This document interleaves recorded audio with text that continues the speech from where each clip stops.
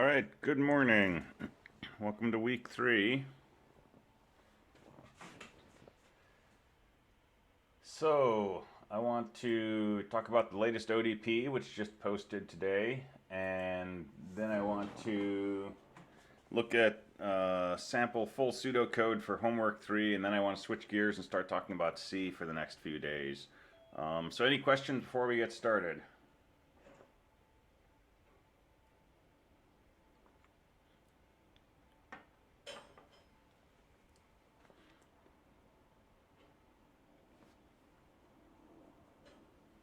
And I had a question from one person in chat about checking things out, checking out older versions of code from Git. That's not something I want to go through in class because it sort of opens up the door to a much broader subject. And it's something that can get complex really quickly. And so if you want to know how to do that, talk to me, send me an email or something, and if there's enough people interested, we'll talk about it in class. But my concern is that if people start trying to do this, it's going to add more confusion than anything. All right, so question from someone.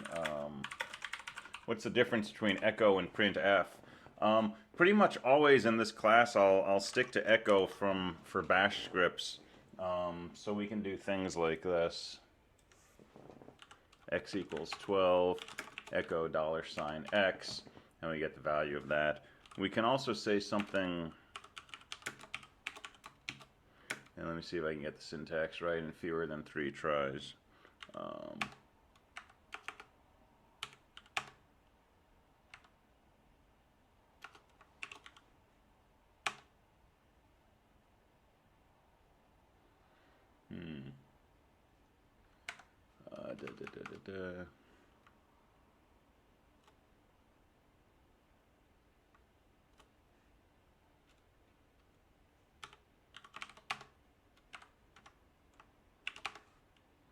I'm gonna have to mess with this. Yeah, bash does have a printf command and it lets you format things nicely, but it has a slightly different syntax from what we do in C.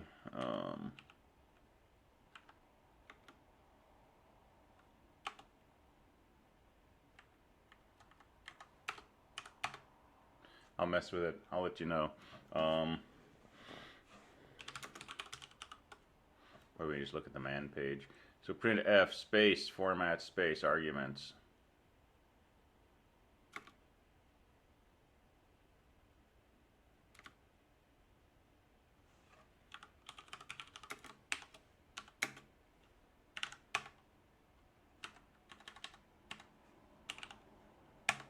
All right, so just like that.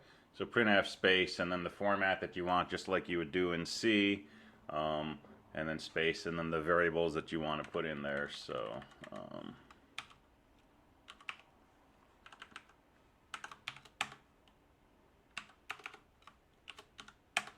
something like that.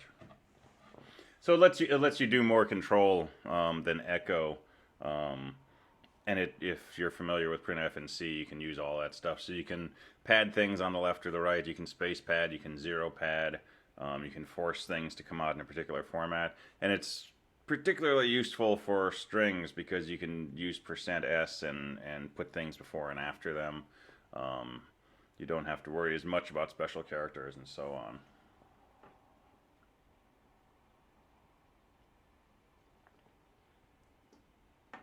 All right, cool. Other questions?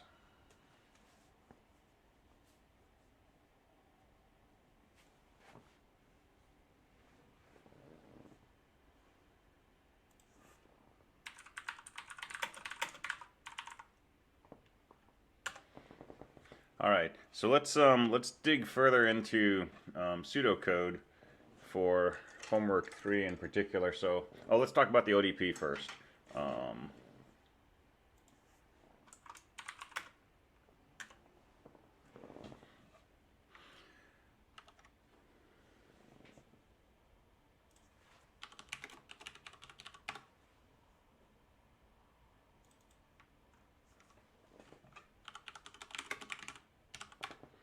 All right, so we are on ODP 406.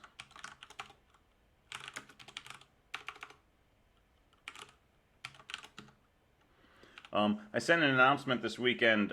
Please, please, please, when you're assessing your code, make absolutely sure you're assessing the correct assignment, right? And in the assess command, it will tell you what assignment you're about to assess for. If it's not the current one, don't assess, okay? The system takes your final grade for an assignment. That's what it records in Canvas. If I post the README for 407, right, and you try to assess 407, make sure the assessment command says you're about to assess ODP 407. If it says 406, 407 isn't open yet. Look at Canvas, that shows you when things are open and closed, right? And you won't see the assignment on Canvas unless it's open.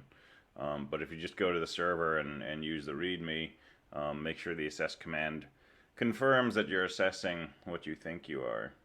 All right, so 406 is another bash script. It reads a single input from the user once you run it, which is an integer. You can assume it's an integer, bigger than 0.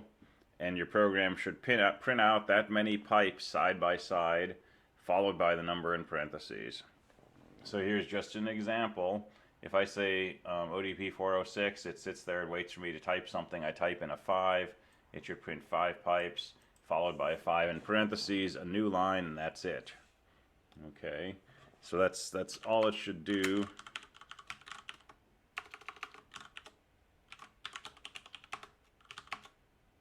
So here's an example, right?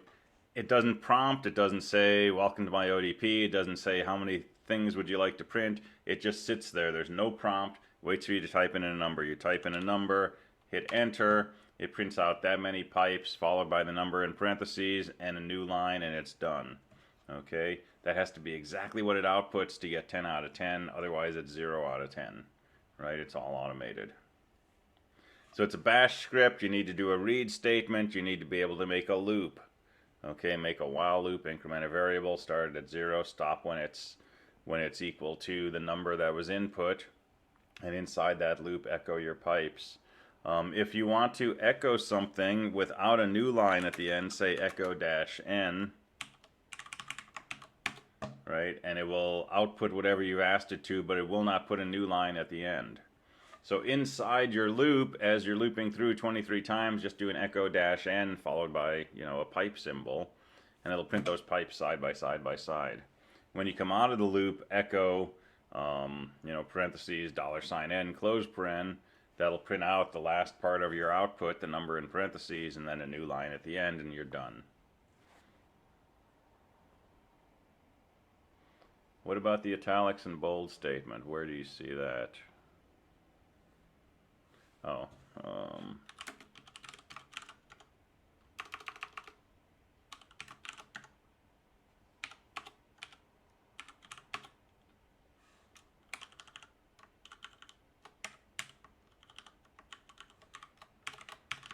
forget that. That was when I had it on Canvas.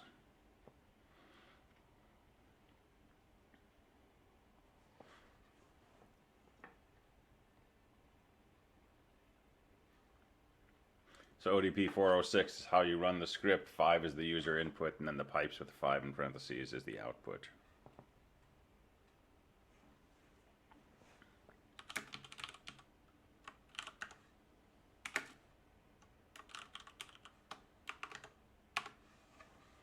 All right, any other questions about that? So that closes at 8 o'clock tomorrow morning, and then at 8:05 tomorrow, the next ODP opens up.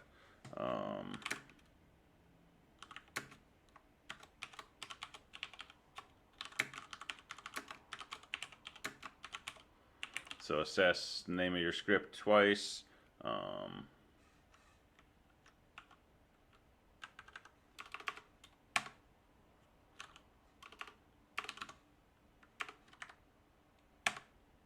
Right, and this is the part you want to look for.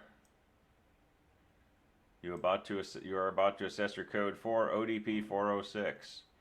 Okay, if you're trying to assess ODP 407 and this says you're about to assess your code for ODP 406, don't submit ODP 407 for grading, because you'll get 0 out of 10, and it'll get recorded for ODP 406. Right, and if you accidentally do that, go back and reassess ODP 406 to get your 10 out of 10. All right, so I'm doing 406. I'll go ahead and grade. Not surprisingly, I get 10 out of 10 because that's the code that it compares your answer to. All right, so then exit and you're good to go.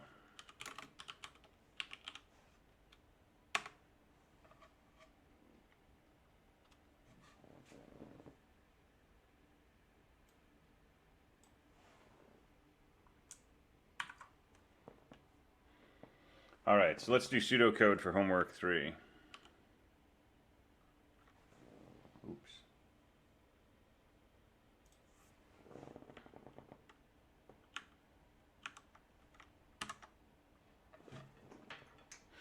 So homework 3, right? Stick picking game. So we went through this in a fair amount of detail last week. Welcome the user, find out how many sticks you want, find out who's going to go first, go into a loop where you take turns picking sticks from the pile. Make sure the user takes a legal number of sticks, give them 2 tries in a row. And then when somebody has taken the last stick, they win, announce that, and you're done. All right. So, so let's do some pseudocode, start high level.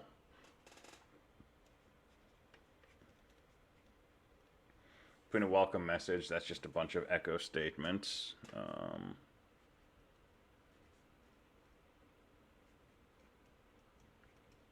Find the number of sticks. We wrote out pseudocode for that in detail last class.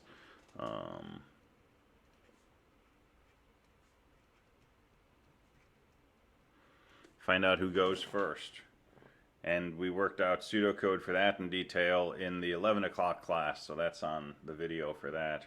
But it's similar to picking the number of sticks, right? Ask for who goes first. It should be a U or a C for user or computer, and if it's not one of those, go back and ask again and keep looping until they put in a correct answer.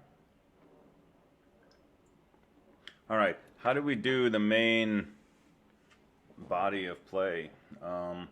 I'm going to suggest making some functions. Make a function for the user's turn, make a function for the computer's turn. And inside those functions, if it's the user's turn, ask how many sticks they want. Make sure it's a legal number. Subtract that from the pile of sticks. If the number of sticks is less than or equal to 0, the game is over, and announce that the user won. And then similarly for the computer's turn, but for the computer's turn, use the modulo formula to decide how many sticks to take. So I'm going to suppose we have functions, right, that play out the user's turn, play out the computer's turn. Okay, so find out who goes first. We'll put that in a variable called first. All right, so here's what I'm going to do. Before I go into my main loop, if first equals user,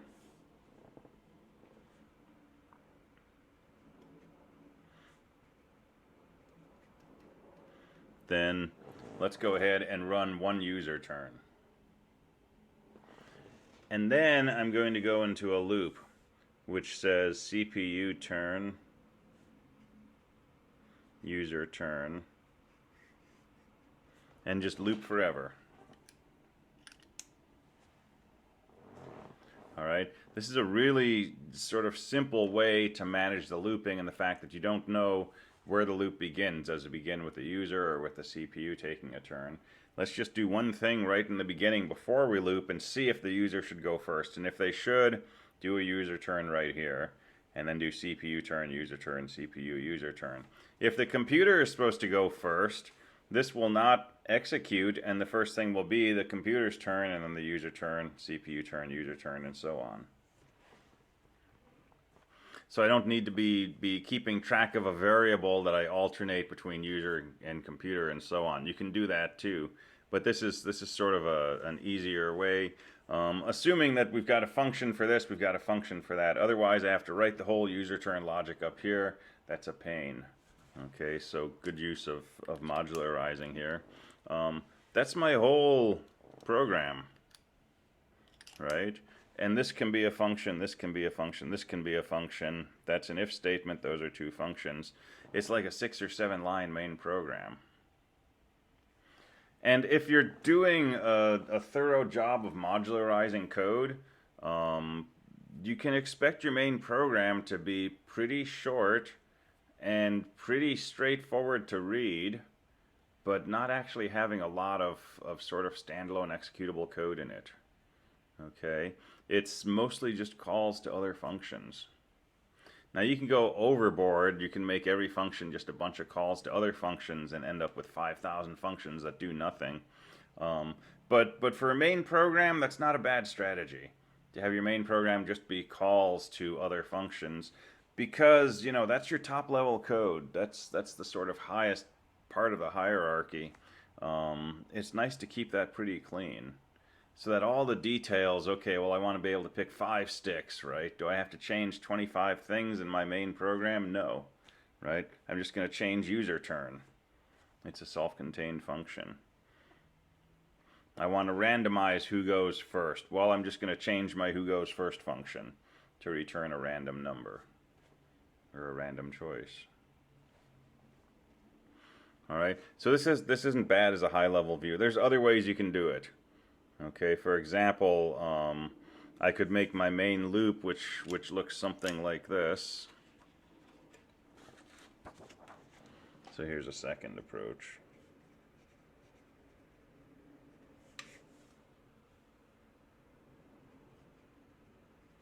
So find who goes first. And we'll put that in a variable called first. All right, and then we're going to have a loop like this. If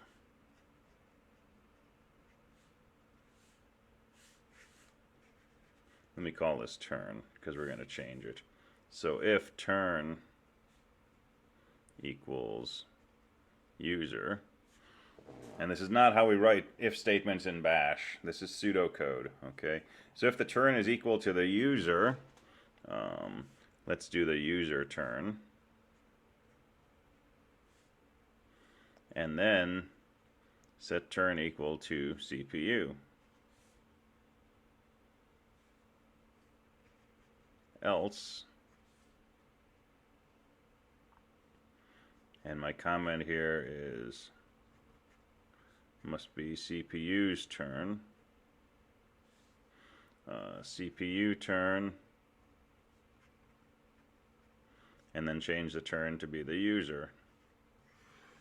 And put all of this in an infinite loop. All right, so if you specify that the user should go first, this will say if the turn is the user. Yes, it is. We'll take a user turn, we'll set the turn to computer. We'll come back up here. If the turn is user, it's not, so we'll skip this. We'll do the else statement. We'll take a CPU turn. We'll change the turn back to the user. Come back up to the top. If the turn is the user, yes, it is. Do a user turn, set turn to C. Right, come back up to the top, and so on. So there we're using the notion of a state variable, right? Turn is a variable that tells what should happen in this big if-then-else statement. Right? If it's U, it's a user turn. If it's C, it's a CPU turn. And we change the state variable each time we go through this loop. So this is a little state machine like Engineering 250. So ending the loop. There's different ways to do that. So my assumption in here is that this is just an infinite loop, right? While 1 equals 1. But CPU turn, user turn, those are going to exit the program. So inside each of these, after we take away sticks from the pile, check to see if the number of sticks is less than or equal to 0. And if it is, announce that somebody won, and then just exit the game. That's the sort of quickest way to write this, is have these CPU turn and user turn calls able to exit the entire script. So they should announce who won, thank you for playing, and then just exit. A sort of cleaner way to do it, maybe, would be to have these things return a value which tells you is the game still going on. And so here, for example, we could take the return value from this and save it in a variable called more. So at the end of CPU turn and user turn, it would output something which is saved in this variable more. And then this loop could be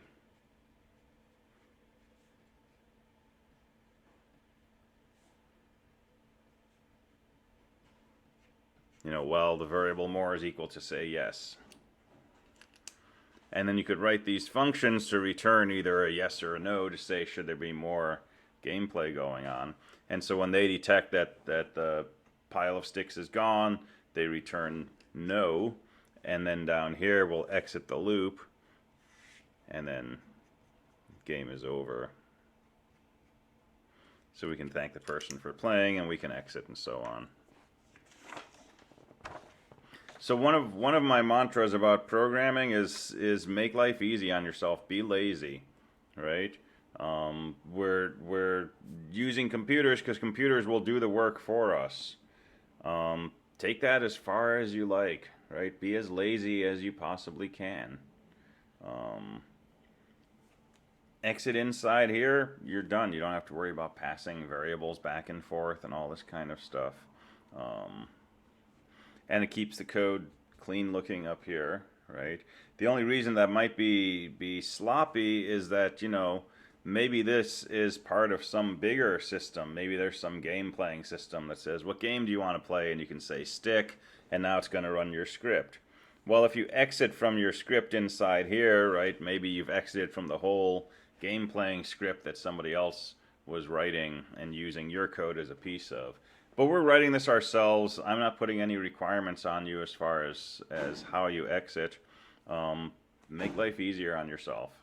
So just exit inside here. You don't have to worry about passing information back.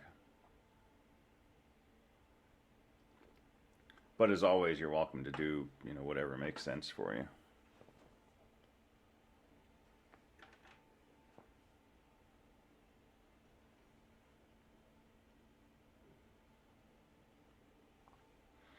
All right. So then you just have to drill down into each of these. We've done numsticks. We've done who goes first.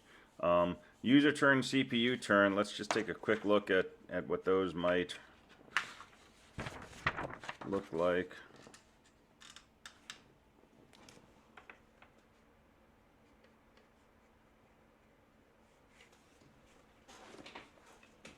So CPU turn, we have a formula for how many sticks we should take. We take the number of sticks remaining modulo 5. So take equals number left modulo 5. And if the number of sticks left is a multiple of 5, this will be equal to 0. And we're not allowed to take 0 sticks. So if take equals 0, let's just take 1 stick. So we need an if statement there. If take is 0, set it equal to 1. And then num left equals num left minus take.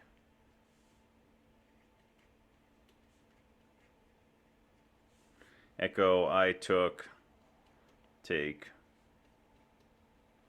sticks. Tell the person how many sticks you took. And then we want to print out a set of pipes with the number of sticks remaining in parentheses. Well, let's make that a function. Let's just make that a function called showPile, and we'll just pass it the value number left. Because we need to show the initial pile of sticks. We need to show the pile of sticks every time the CPU takes something, and we need to show the pile of sticks every time the user takes something. That's at least 3 spots we're going to have to write this loop to print out the number of sticks. Let's just throw it in a function. And this function is basically ODP 406, except 406 reads from the user using a read statement. This is going to be a function that just gets an argument as $1. But the looping and the printing out and the echo dash n and all that is stuff you're doing in 406. So you can repurpose that code to make this showPile function. And then if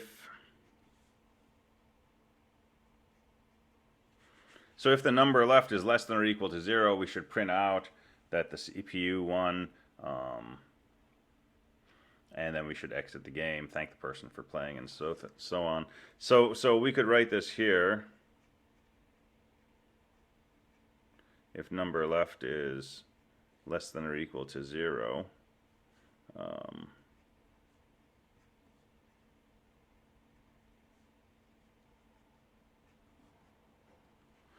kind of a mix of pseudocode and bash here. So if the number left is less than or equal to 0, print out a message saying I won and then exit. And we could print other things out here like thank you for playing, you know, etc., etc. We could also put this in a function called check game over. And we could put a flag here like CPU. And this function could, you know, check the number of sticks left, and if it's less than or equal to 0, announce a winner. And it could use this argument, which we can pick up as $1, to say, what should I message? So if this is equal to CPU, it should say, you know, the computer has won, you have lost, we're going to take over your civilization now, and then thank them for playing and exit. And if this is equal to user, it can say, you know, you must have gotten lucky, you won, congratulations, I'll beat you next time. Thank you for playing, or whatever, right? So modularize. Yeah, exactly. You lose the stick game, civilization ends.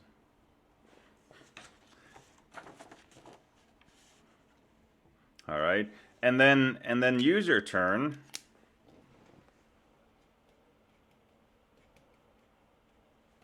Is almost the same thing.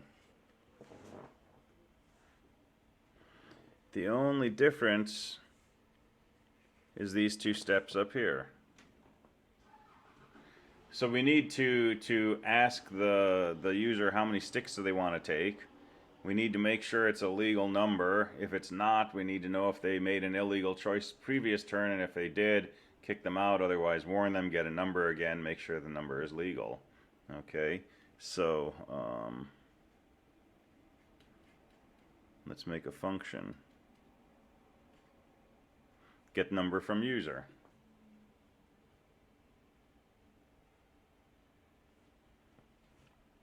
And then whatever number they give, right, take will be that number. And you can do this with global variables. I'm okay with that for bash scripts, not for C so much, but for bash scripts, you know, if you don't want to pass things back and forth, just have a variable named, you know, take. And get num from user will get an answer from the user, validate that it's legal, handle all of the looping and so on, and then just set that variable take equal to the number of sticks that the user asked to take. And then our code from here on down is exactly the same. Subtract it from the pile left. Don't do that echo, right? Or you can repeat it if you want and say, you know, you took such and such sticks. Show the pile, see if the number of less is less than 0, right? Or just call check game over with an argument of user.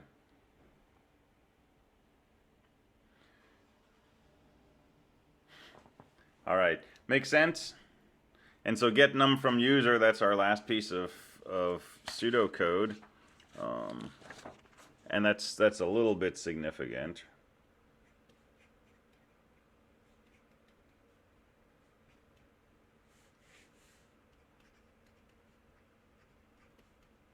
So ask the user to enter a number of sticks, get the number of sticks,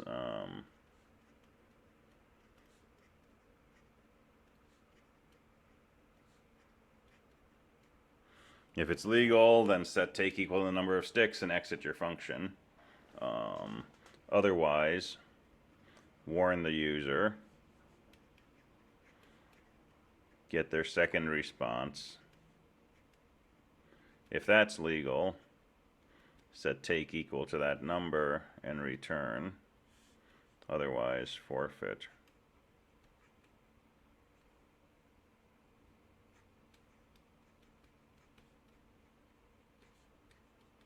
So yell at the user and exit.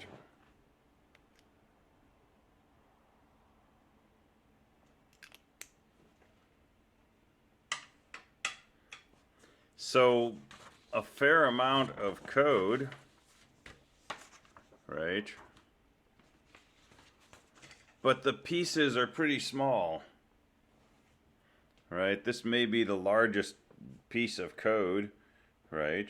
But it's you know, kind of doing the same things twice. And you can make a function called, if legal if you want, or you can just write the if statement. Copy and paste is always your friend, right? Um, so prompt the user, get the number, see if it's legal, and so on and so forth. You can write functions in Bash. You can write different scripts for this. Okay, if you want to spread this out into, 6 or 7 different script files, that's okay with me. You're going to submit through Git. So I'm going to pull down your whole repository. I'm going to have all of your files there. So if you've got 6 or 7 scripts, I'll have them all. And when I run your main program stick, if it calls those other scripts, that should all work fine. Git will preserve the permission bits on the files. So if you make a script executable, when I download it, it will also be executable for me. I'll basically have exactly, a clone of your environment. So manage this however makes sense to you. But I would resist the temptation to just make one big long script with just line of code, where you've taken things like, printing the pile of sticks and just written that code 3 or 4 times throughout your script. So modularize somehow.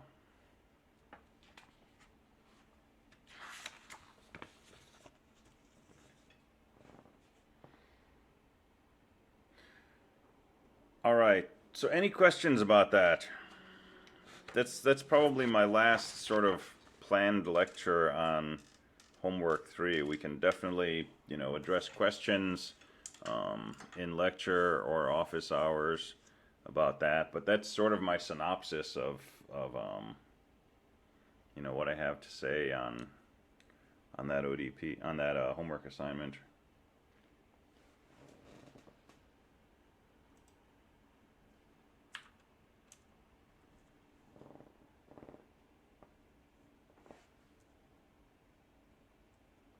All right, good to go.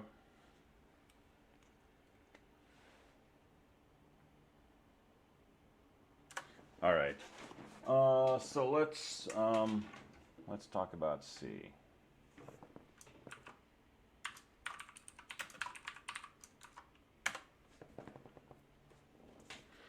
So let's talk about Hello World. So Hello World is, this famous first program that we write when we start to learn a programming language.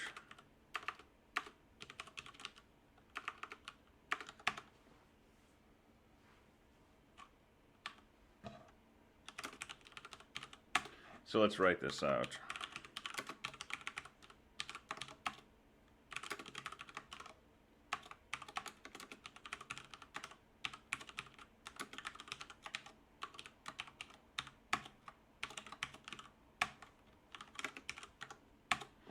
All right. So there's your let's see, chat question. Would it be considered ideal to split different functions into separate scripts and call those scripts? Yeah, that's totally doable. So you can do functions inside a single script, and whatever that function outputs becomes the value of that function call. But you can also write a separate bash script in a separate file and call that. And you can pass numbers back like that by using the exit statement. If I say exit 5, I can pick up the value of that 5 in the variable $? Global variables are probably going to be easiest to use. And if you're going to use a global variable, then breaking it into separate files won't work as well. But there are ways to do that. So yeah, it depends on the situation, as someone said. All right, so here's our basic hello world, and here's how I usually compile. gcc-o hello.c. And then we run this by just saying hello. All right, so let's break this down.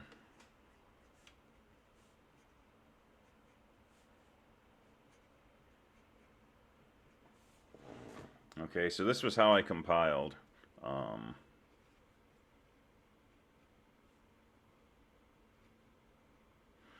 Hello.c, that's the source file. That's the file that contains the human readable code, right? Our C code in this case. GCC is the compiler.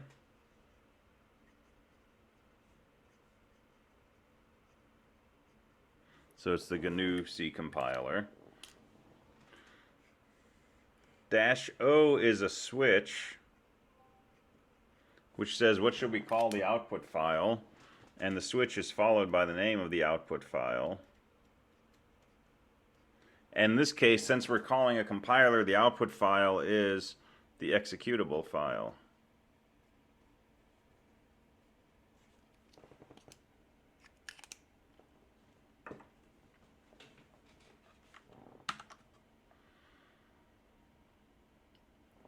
So hello is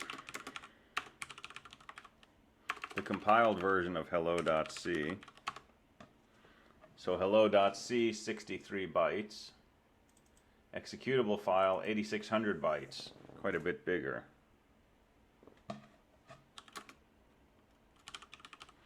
If you try to edit hello, it's non-editable. It's binary code, right? So it has a tag here, ELF, which tells you that it's an executable file. And then it's got a lot of stuff inside. Now, caret @, that's the way that an ASCII code 0 is written, and 0 is probably the most common character you'll find in an executable file or a binary file in general. So a lot of nulls, a lot of zeros in there, but a lot of other stuff, some of which is semi-human readable. Right, there's the word Ubuntu and so on and so forth, but mostly gibberish. Now there's a command called strings which will show you the printable content inside a file. So if I say strings hello, I'll see just the stuff that's human readable, right? I won't see all the computer speak, the binary codes, but I can see, you know, some stuff in there. There's something about how it was built. Well, I'm on 64-bit Linux system. Actually, x86 is 32. Hey, there's hello world. That's where my message that I'm printing is apparently stored in my file, right? There's something mentioning GCC. There's Ubuntu being mentioned. That's my operating system. C runtime stuff.c. So this is stuff that's contained inside hello.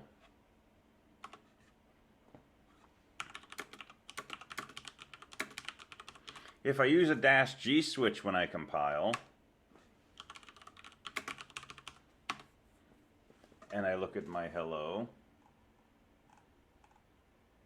I'll see different stuff. So -G is telling the compiler to add more information to my executable so that I can debug it later. And so it's got extra information inside here. There's my directory. There's some switches that were used when I compiled, including the -G switch, and so on and so forth.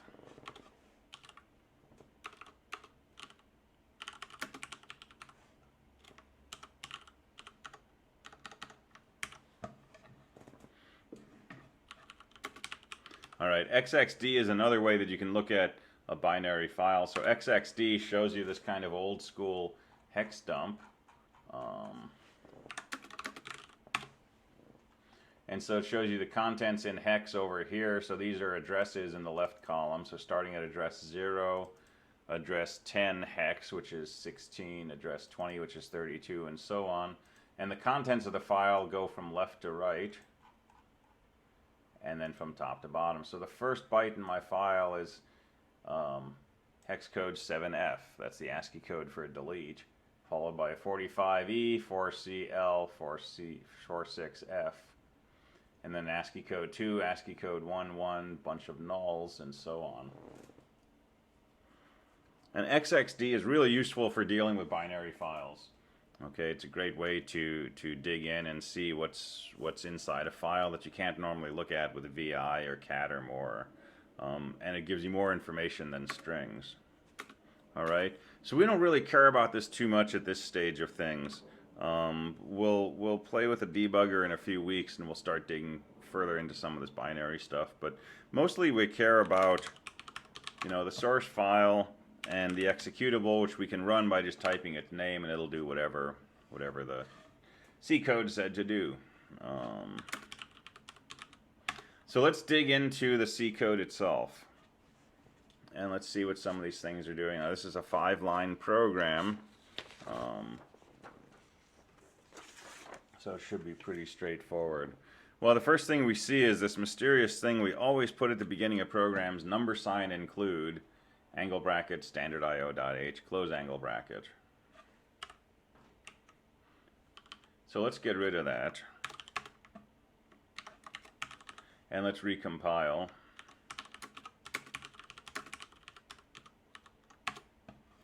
And we get a warning which says incompatible implicit declaration of built-in function. Okay, what does that mean? It's basically saying that we haven't told it what printf is. Alright, and it says a note, either include standard IO.h or provide a declaration of printf. So remember in C, every time you use a function, you have to do what's called prototyping it. You have to tell the compiler what's the name of this function, what type of arguments does it expect, what's the return value going to be, the type of the return value, and so on. And when we include standard IO.h, we don't get this warning. Okay, but if we remove that include, we get a warning. Alright, so warnings and errors. If you get an error from your compile, you will not get an executable image. GCC will refuse to build an executable program. If you get a warning, you will still get an executable image that you can run. But if you get a warning, you should deal with it. Okay? Any warnings will indicate that there's something wrong, and they'll cost you points on your assignments. Okay? So make sure there's no warnings when you compile. In this case, the warning is telling us that we didn't declare printf, and that we could declare it by including this file, right? But one way or another, we need to declare it. If you have warnings when you compile, your code may work, it may not. It may work for you, but not for me. It may work today, but it may not work next week. Okay, so warnings need to be dealt with, even though the compiler still gives you an executable program, and it may work fine. Alright, so we want this include statement in here. What does this do? Alright, so includes are one of these things that cause a lot of confusion. They're actually really, really straightforward. Alright, so here's a C code, something.c.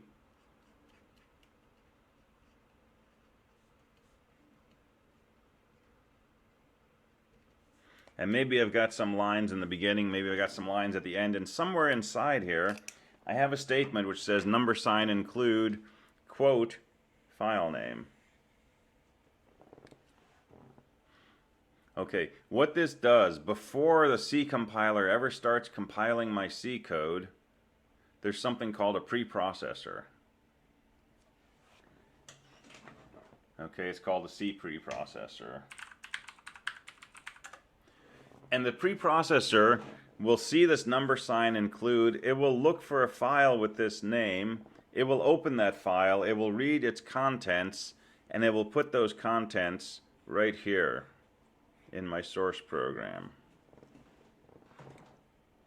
Okay, it doesn't change my source program.c, but it acts as if, instead of this number sign include statement, it found all the contents of this file.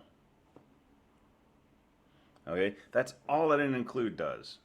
It says open this file, pull out the contents of that, plop it right here in my input file. Okay, it's a very mechanical kind of thing. It has nothing to do with C code per se. It has nothing to do with compilation per se. It's just saying, grab the contents of this file, put it right here instead of this include statement.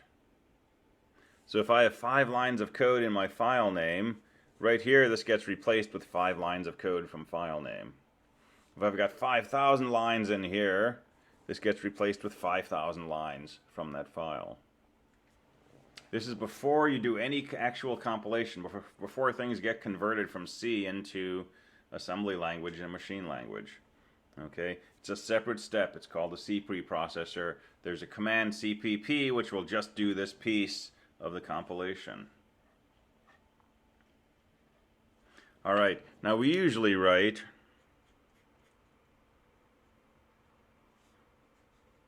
something like this. Include angle bracket file name, standardIO.h, math.h. Those are the two typical ones that we do. So the angle brackets tell it, don't look in my current directory for the file name. If I do quote file name, it's going to look in my current directory. If I do angle bracket file name, it's going to look in a special directory, /usr/include.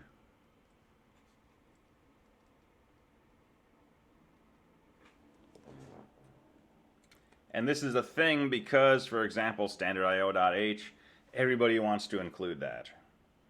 And it would be unfortunate if everybody had to have their own copy of that file in their own directory, or if everybody had to say include /usr/include /standardIO.h. So the angle brackets say look in the usual include directory, which is /user/include.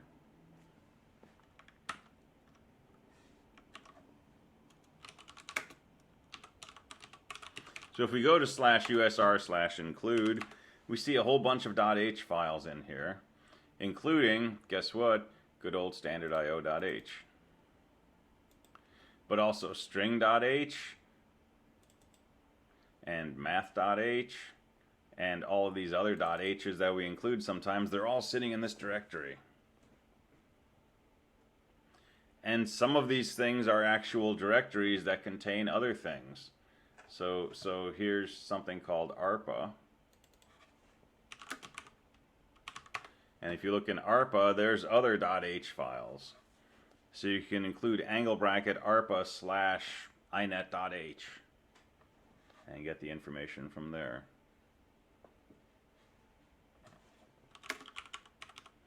So you can look at this stdio.file that we always include, and it's about 1,000 lines. And it looks like most files in that it's got lots of things with lots of underscores before and after them. And lots of other statements that start with a number sign. Things that start with a number sign, these are all things that are handled by the C preprocessor.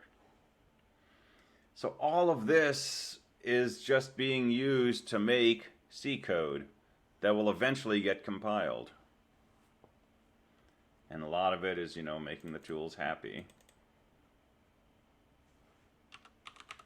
And if I search for printf, here's the definition of printf. It says it's external, so it shouldn't expect to find the declaration of printf inside this file. Printf returns an integer. There's the name of the function printf. And then it expects a constant char star underscore restrict, some underscores format, ...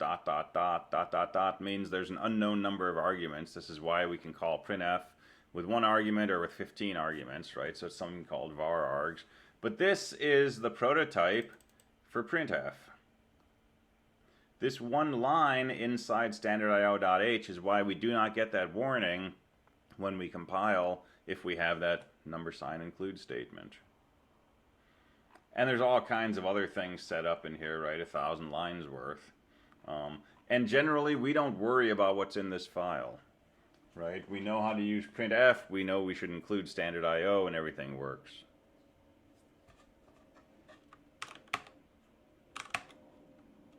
All right. So that's the first line of our hello world. We'll plow through the remaining 4 lines tomorrow. And then we're going to talk about VI, because I want to start getting people up to speed on VI if you're not there already. And then we're gonna dig into some gory details of C. All right, that's all I got today. I will see you next time. Thanks.